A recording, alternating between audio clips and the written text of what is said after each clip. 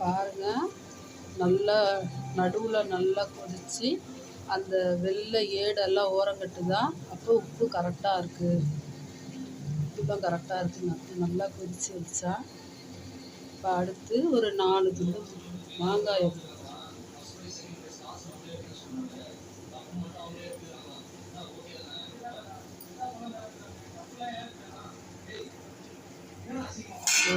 கொஞ்ச நேரம் ஒரு 2 நிமிஷம் மூடி வச்சிங்கன்னா போதும். 2 நிமிஷம் ஆயிடுச்சா, திறந்து பார்ப்போமா? எவ்வளோ அழகாக பளபளன்னு அப்படியே பார்க்குறப்ப. இப்போ மீனை போட்டுருவோமா குழம்புல?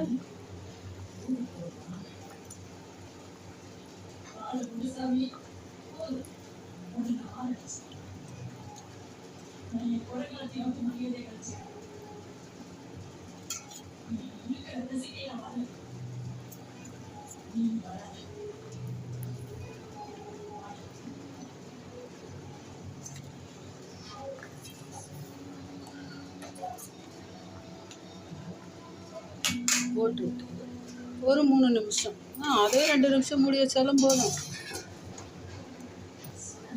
குழம்பு ரெடி ஆகிடுச்சான்னு பார்ப்போமா?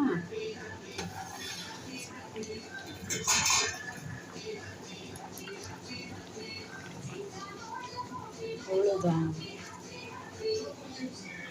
முருங்கைக்காய் மாங்காய் போட்ட மீன் குழம்பு ரெடி.